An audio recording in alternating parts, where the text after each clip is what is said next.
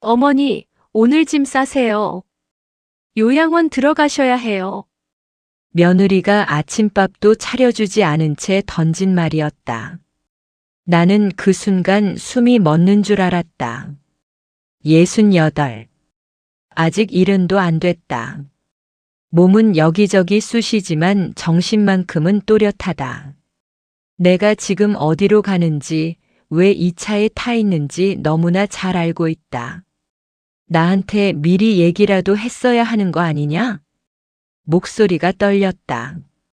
며느리는 쳐다보지도 않은 채 대답했다. 어머니가 요즘 자꾸 깜빡하시잖아요. 혼자 계시면 위험해요. 깜빡한다고. 지난주에 가스불 한 번 끄는 걸 잊었을 뿐이다. 그게 내가 버려져야 할 이유가 되나? 속으로 생각했다. 이게 정말 나를 위한 일일까 아니면 그들을 위한 일일까? 아들에게 눈을 돌렸다. 내 시선을 피했다. 운전대를 꽉 쥔 손만 하얗게 질려 있었다. 재혁아, 엄마 말 좀 들어봐. 어머니. 잠깐만 계시면 돼요. 우리가 자주 찾아뵐게요. 잠깐. 그 말 하나에 매달려 나는 차에 올랐다. 작은 여행 가방 하나가 내 평생의 전부인 것처럼 무거웠다. 차가 달리는 내내 아무도 말하지 않았다. 창밖으로 스쳐 지나가는 나무들, 골목길, 익숙한 버스 정류장이 하나씩 멀어졌다. 내가 40년을 살던 동네였다. 남편과 함께 아이를 키우고 장을 보고 이웃과 인사를 나누던 곳. 이제 그 모든 게 뒤로 사라지고 있었다. 며느리가 갑자기 입을 열었다. 어머니, 그동안 고생 많으셨어요. 이제 편하게 지내세요. 나는 애써 웃으며 말했다. 그래. 너희도 편하겠지. 정적이 흘렀다. 길고 무거운 침묵이었다. 아들의 손이 잠시 떨리는 게 보였다.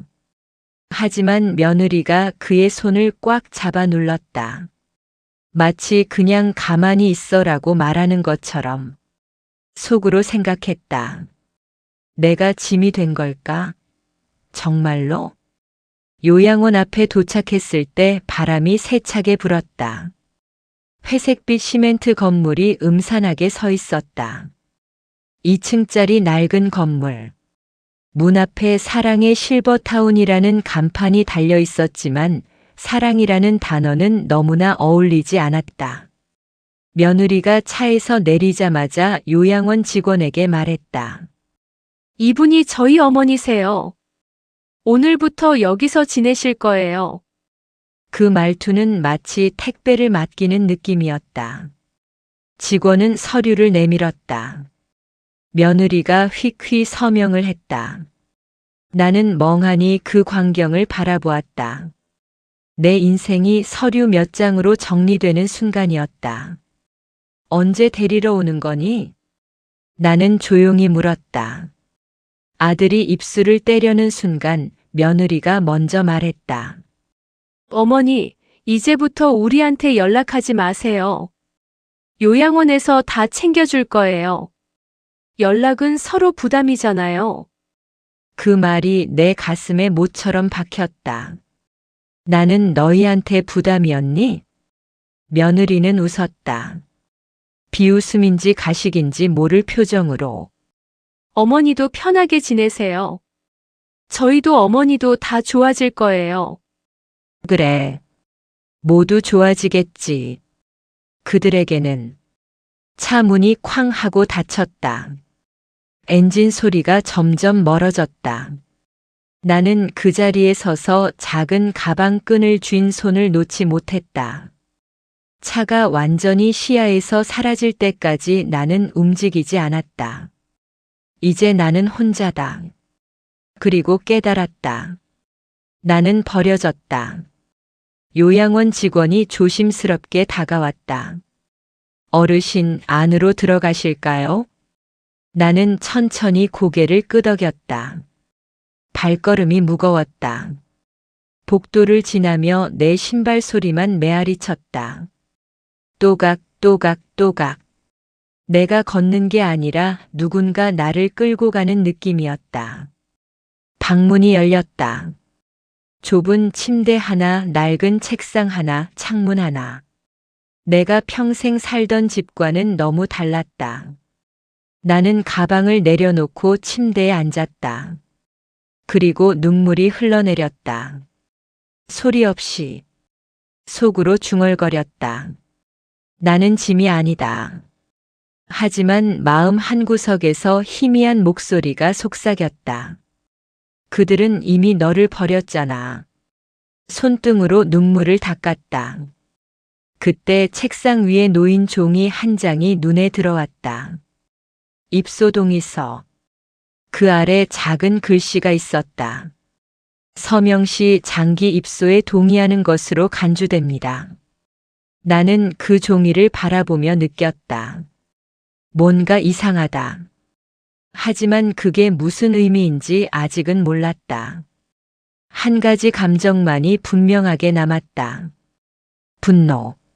속으로 다짐했다. 나는 아직 끝나지 않았다. 어르신, 이거 가족분이 놓고 가신 서류예요. 요양원에 들어온 지 사흘째 되는 날이었다. 상담실로 불려갔을 때 테이블 위에는 갈색 봉투 하나가 놓여 있었다. 약간 구겨진 누군가 급하게 쥐었다 놓은 것 같은 봉투. 가족이요? 누가요? 상담사는 고개를 끄덕이며 말했다. 젊은 여성분이요. 어제 오후에 다녀가셨어요. 젊은 여성. 며느리다. 봉투를 보는 순간 가슴이 철렁 내려앉았다. 저 안에 뭐가 들어있길래 내게 얘기도 없이 두고 갔을까? 속으로 생각했다. 좋은 내용일 리 없다. 상담사는 자리에서 일어나며 말했다. 천천히 보시고 필요하시면 부르세요. 잠시 밖에 있을게요. 문이 닫히자 상담실에는 정막만 남았다. 벽시계 소리만 똑딱 똑딱 울렸다. 손을 뻗었다. 손끝이 떨렸다. 봉투를 짚는 순간 차갑고 무거운 느낌이 들었다. 종이 냄새, 볼펜 잉크 냄새가 났다. 천천히 봉투를 열었다. 첫 장에 보이는 글자. 부동산 명의 이전 위임장. 숨이 멎었다. 위임장. 집. 우리 집. 남편과 함께 30년을 살며 평생 모아 지은 그 집. 손이 떨려 종이가 흔들렸다. 한 글자 한 글자 읽어 내려갔다. 본인은 해당 주택에 대한 일체의 권리를 아래 명시된 자에게 위임합니다. 아래에는 며느리의 이름이 또렷하게 인쇄되어 있었다. 속으로 중얼거렸다. 그래서 나를 버렸구나. 잠깐만 있으면 된다던 말, 편하게 지내라던 말, 모두 거짓말이었다. 처음부터 계획된 일이었던 거다. 가슴이 뜨겁게 달아올랐다. 귀가 멍멍했다. 사람이 어떻게 이럴 수 있지? 문이 열렸다. 며느리였다. 예고도 없이 불쑥 들어왔다. 어머니, 서류 확인하셨어요? 나는 봉투를 움켜쥔 채 그녀를 바라보았다. 이게 대체 뭐냐? 며느리는 태연하게 볼펜을 꺼내 내 앞에 놓으며 말했다. 사인만 하시면 돼요. 복잡한 건 제가 다 처리할게요. 목소리가 너무 차분했다. 마치 연습이라도 해온 것처럼. 어차피 집에 못 돌아가시잖아요. 그 말이 비수처럼 꽂혔다. 집은 4명이야. 며느리는 미소를 지었다. 서늘한 미소였다. 그러니까요. 어머니 사인이 있어야 하잖아요. 나는 숨이 막혔다. 너희들 나 버리고 집을 가져가려고 한 거냐? 며느리의 눈빛이 달라졌다. 더 이상 웃지 않았다. 어머니, 부탁드려요. 우리도 대출 갚아야 하고 애도 키워야 하고 말을 끊었다가 다시 이어갔다. 집 한 채 때문에 우리 인생이 달라질 수 있어요. 나는 믿을 수가 없었다. 이게 정말 내가 아는 며느리일까? 내가 10년을 함께 산 며느리가 맞나? 그녀는 마지막 말을 던졌다. 어머니가 사인하시면 우리가 살고요. 안 하시면 어머니가 힘들어지실 거예요. 협박이었다. 명백한 협박. 나는 떨리는 목소리로 말했다. 나는 사인 못한다. 며느리의 표정이 일그러졌다. 왜 이렇게 이기적이세요? 이기적? 나는 너희를 위해 평생을 살았다. 손주를 돌보고 밥을 해주고 빨래를 하고 아플 때 간호했다. 그게 이기적이라고. 나는 너희를 위해 평생 살았어. 며느리는 차갑게 대답했다. 그건 어머니 선택이죠. 그 말이 내 안에 남아있던 마지막 희망마저 짓밟았다. 그녀가 나가고 문이 닫혔다. 나는 무너졌다. 의자에 주저앉아 서류를 꽉 쥐었다. 내가 이기적인 걸까? 내가 잘못한 걸까? 아니다. 아니야. 그때 복도를 지나가던 상담사가 말을 건넸다. 어르신 괜찮으세요? 나는 고개를 들었다. 저 이 서류에 사인 안 하면 어떻게 되나요? 상담사는 잠시 망설이다가 말했다. 법적으로는요, 어르신이 사인하지 않으면 아무도 명예 이전 못해요. 그 말을 듣는 순간 가슴 속에서 뭔가 타올랐다. 작은 불씨였다. 하지만 분명히 살아있는 불씨. 나는 천천히 고개를 들었다. 벽면에 붙은 종이 한 장이 눈에 들어왔다. 무료 법률 상담 매주 화요일 오후 2시. 법률 상담. 나는 평생 법이라는 걸 몰랐다. 남편이 다 알아서 했고 남편이 떠난 뒤엔 아들이 맡았다. 나는 그저 믿고 따랐다. 하지만 지금은 달랐다. 속으로 다짐했다. 절대 사인하지 않는다. 그리고 되찾는다. 손이 떨렸지만 주먹을 꽉 쥐었다. 내 인생에서 단 한 번만이라도 나를 위해 싸워보고 싶었다. 이 서류에 사인하시면 집은 며느님 소유가 됩니다. 변호사의 말이 상담실 안에 무겁게 가라앉았다. 나는 숨을 참았다. 심장이 쿵쾅거렸다. 화요일 오후 2시. 무료 법률 상담 시간이었다. 나는 떨리는 손으로 며느리가 놓고 간 서류를 변호사 앞에 내밀었다. 그럼 제가 사인 안 하면 어떻게 되나요? 변호사는 서류를 한 장 한 장 넘기며 천천히 말했다. 사인 안 하시면 명예 이전은 절대 불가능합니다. 법적으로 어르신만이 결정권을 가지고 계십니다. 그 말을 듣는 순간 뭔가 가슴 속에서 치밀어 올랐다. 희망이었을까, 분노였을까? 둘 다였다. 그런데 변호사님, 이게 정말 법에 어긋나는 건가요? 변호사는 안경을 벗으며 단호하게 말했다. 어르신을 요양원에 방치하고 재산을 빼앗으려 한 건 명백한 사기 미수입니다. 그리고 연락을 끊은 건 노인 방임에 해당합니다. 사기 미수, 노인 방임. 그 단어들이 귓가에 맴돌았다. 내가 당한 일이 범죄였다는 걸 처음 알았다. 그럼 신고할 수 있나요? 변호사는 고개를 끄덕였다. 물론입니다. 하지만 증거가 필요합니다. 증거. 나는 멍하니 그를 바라보았다. 저는 아무것도 없는데요. 변호사는 책상 서랍에서 작은 안내문 하나를 꺼냈다. 어르신, 이걸 보세요. 노인 학대 및 방임 신고 안내. 그는 안내문을 펼쳐 보이며 설명했다. 가족과 나눈 대화를 녹음하세요. 문자 메시지를 캡처하세요. 서류를 강요하는 장면이 있다면 그것도 기록하세요. 작은 것도 모두 증거가 됩니다. 나는 떨리는 목소리로 물었다. 그런데 제가 그런 걸 할 수 있을까요? 변호사는 내 눈을 똑바로 바라보며 말했다. 어르신, 지금 지키셔야 하는 건 도장이 아닙니다. 어르신의 인생입니다. 그 말이 가슴에 깊이 박혔다. 상담이 끝나고 복도로 나왔다. 창문으로 햇빛이 쏟아져 들어왔다. 따뜻했다. 오랜만에 느끼는 온기 같았다. 방으로 돌아와 침대에 앉았다. 손가방 속에서 낡은 공책 하나를 꺼냈다. 남편이 쓰던 공책이었다. 표지는 낡았지만 속은 깨끗했다.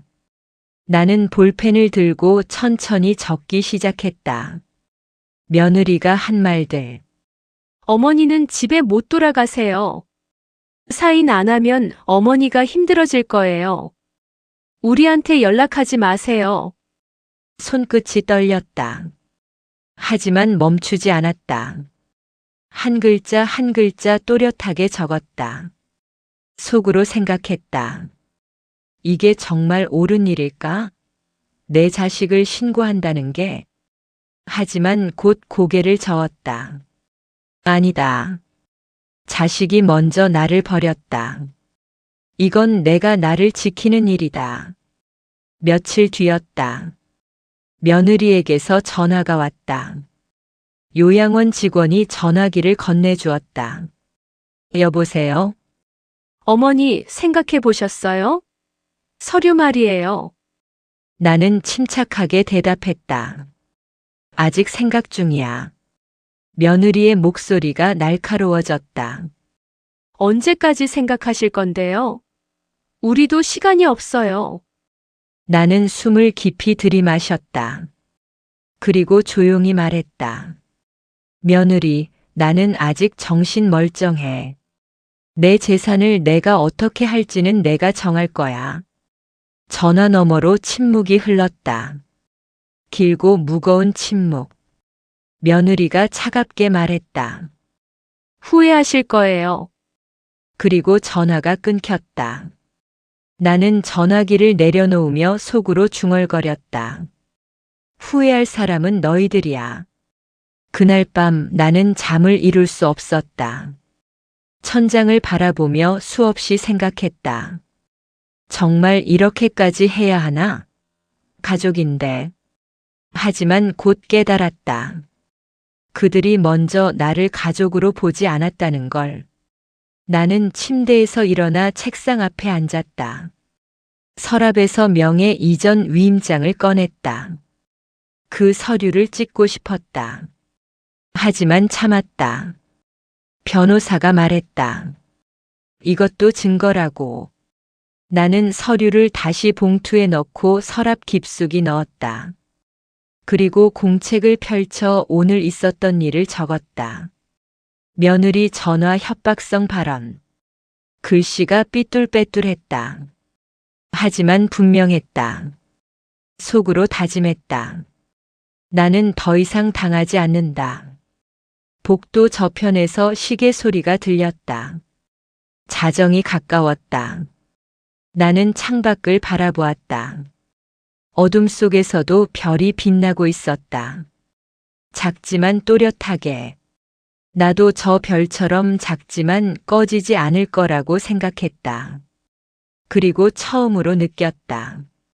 두려움이 아니라 힘을. 내가 버티는 순간 그들이 무너진다. 이제 시작이다. 피고는 피해자를 요양원에 방치하고 재산을 편취하려 했습니다. 검사의 목소리가 법정에 울려 퍼졌다.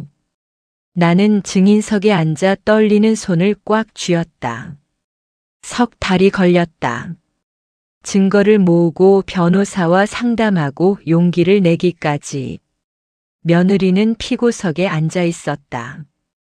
창백한 얼굴로 고개를 숙인 채.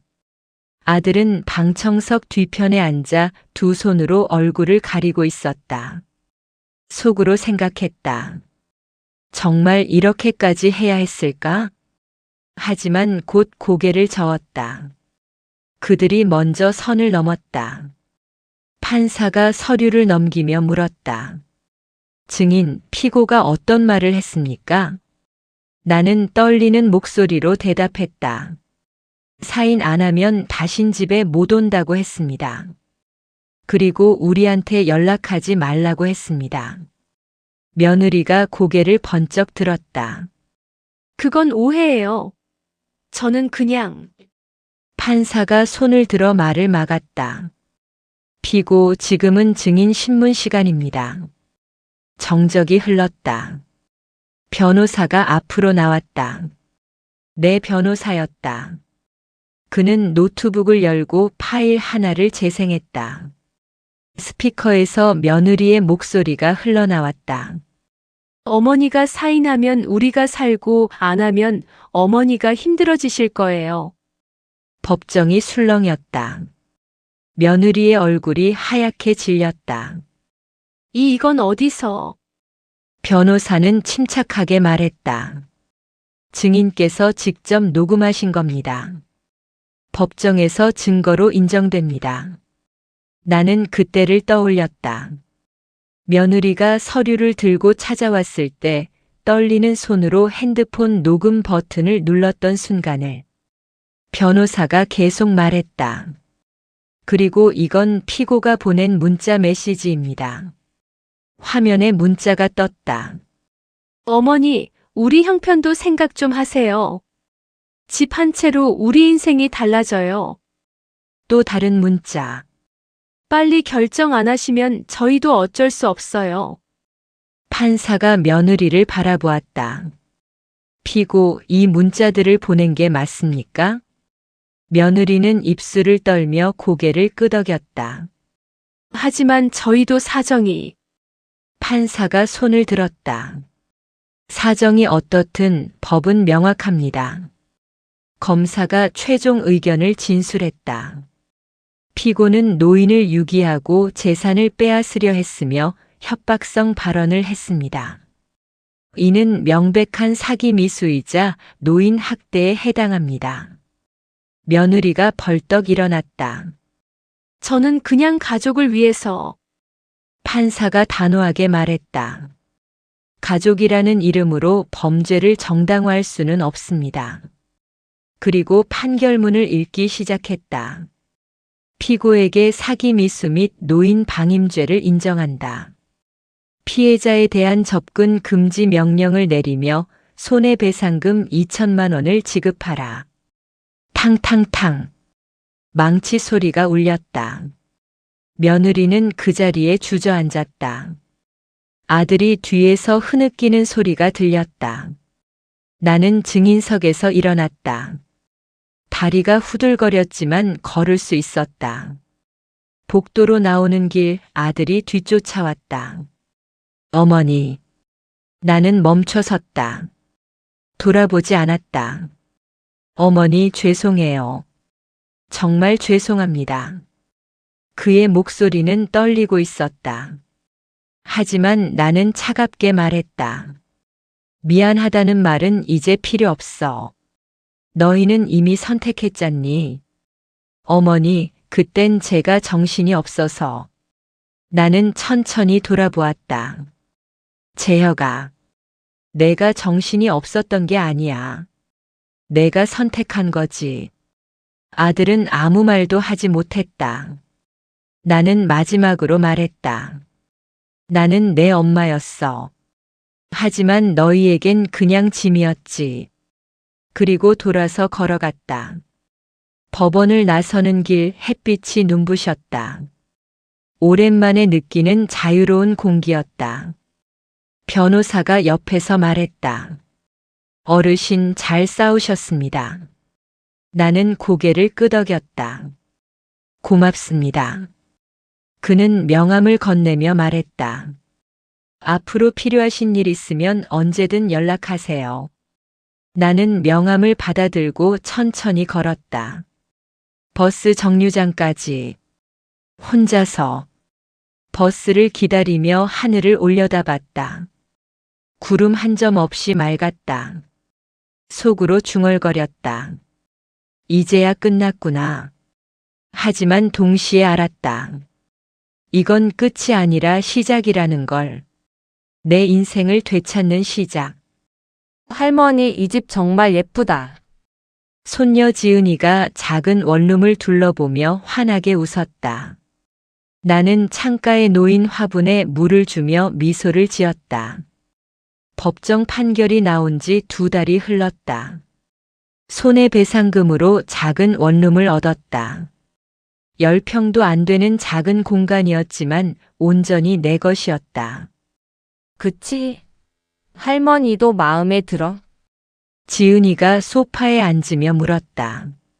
할머니 외롭지 않으세요? 나는 잠시 멈칫했다. 외로울까? 글쎄 외롭다기보단 편해. 그리고 창밖을 바라보며 말했다. 누구 눈치 안 보고 내가 원하는 대로 살 수 있잖아. 지은이는 내 손을 꼭 잡았다. 할머니 정말 멋있어요. 그 말이 가슴에 따뜻하게 와닿았다. 사실 처음엔 힘들었다. 혼자 사는 게 이렇게 낯설 줄 몰랐다. 밤이면 천장만 바라보며 생각했다. 내가 너무 냉정했던 걸까? 그래도 내 자식인데. 하지만 아침이 오면 다시 마음을 다잡았다. 이건 내가 살기 위해 한 선택이었다고. 지은이는 일주일에 한 번씩 찾아왔다. 며느리는 접근 금지 명령을 받았지만 손녀까지 막을 수는 없었다. 엄마는 요즘 어때? 나는 조심스럽게 물었다. 지은이가 잠시 침묵하다가 말했다. 많이 후회하시는 것 같아요. 매일 울고 할머니 얘기만 하세요. 나는 아무 말도 하지 않았다. 미안한 감정도 용서하고 싶은 마음도 없었다. 그냥 담담했다. 할머니는 엄마 용서 안 하실 거예요. 지은이의 목소리가 조심스러웠다. 나는 천천히 대답했다. 용서는 아직은 못할 것 같아. 하지만 너는 만나고 싶어. 너는 내 손녀니까. 지은이가 내 품에 안겼다. 할머니 사랑해요. 나는 손녀의 머리를 쓰다듬으며 속으로 생각했다. 이런 순간이 있어서 다행이다. 어느 날 저녁 동네 복지관에서 전화가 왔다. 어르신, 저희가 노인 인권 강연을 준비 중인데요. 혹시 경험담을 나눠주실 수 있으신가요? 나는 잠시 망설였다. 내 이야기를 남들 앞에서 할 수 있을까? 하지만 곧 대답했다. 네, 하겠습니다. 일주일 뒤 나는 복지관 강당에 섰다. 의자에는 20명 정도의 어르신들이 앉아 계셨다. 모두 60대 후반에서 70대로 보였다. 나는 떨리는 목소리로 말하기 시작했다. 저는 며느리에게 요양원에 버려졌습니다. 강당이 조용해졌다. 그리고 제 집을 빼앗으려는 시도를 당했습니다. 누군가 한숨을 쉬었다. 나는 계속 말했다. 서류를 강요당한 일, 연락을 끊긴 일, 법률 상담을 받은 일, 그리고 법정까지 간 이야기를. 제가 이 자리에 선 이유는 여러분께 말씀드리고 싶어서입니다. 우리는 짐이 아닙니다. 박수가 터져 나왔다. 강연이 끝나고 한 할머니가 다가왔다. 저도 비슷한 일을 겪고 있어요. 용기가 안 났는데 오늘 듣고 힘이 났어요. 나는 그녀의 손을 꼭 잡았다. 할머니, 절대 혼자 참지 마세요. 도움을 요청하세요. 그녀의 눈에 눈물이 맺혔다. 집으로 돌아오는 길 저녁 노을이 아름다웠다. 주황빛 하늘 아래 걸으며 생각했다. 속으로 중얼거렸다. 이제야 내 인생을 사는 것 같아. 현관문을 열고 들어서니 고요했다. 하지만 외롭지 않았다. 이 고요는 평화였다. 나는 부엌에서 차를 끓였다. 좋아하는 국화차. 며느리는 이 차 냄새를 싫어했지만 이제는 마음껏 마실 수 있었다. 찻잔을 들고 창가에 앉았다. 밤하늘에 별이 떴다. 문득 깨달았다. 사람이 남는 거지 돈이 남는 게 아니더라. 집도 돈도 중요하지 않았다. 진짜 중요한 건 나를 진심으로 아껴주는 사람. 그리고 스스로를 지킬 수 있는 힘이었다. 핸드폰이 울렸다. 지은이었다. 할머니, 자기 전에 전화 드렸어요. 잘 주무세요. 그래, 우리 지은이도 잘 자. 전화를 끊고 나는 다시 창밖을 바라보았다. 68. 아직 늙지 않았다. 아니, 이제야 진짜 내 인생이 시작되는 것 같았다. 나는 공책을 펼쳐 오늘 있었던 일을 적었다. 강연 이야기, 할머니와 나눈 대화, 손녀의 전화. 마지막 줄에 이렇게 적었다. 오늘도 나는 나답게 살았다. 그리고 공책을 덮으며 속으로 말했다. 앞으로도 그럴 거야. 누구의 허락도 필요 없이 나는 그냥 나로 살 거야. 창밖에서 바람이 불어왔다. 차갑지 않았다. 따뜻했다. 나는 눈을 감고 깊게 숨을 들이마셨다. 그리고 미소 지었다. 이야기 들어주셔서 감사합니다. 사연을 전해주고 싶으시거나 응원해 주실 분들은 댓글 편하게 주세요. 좋아요, 구독 눌러주시면 이야기 더 많이 전해드리겠습니다. 감사합니다.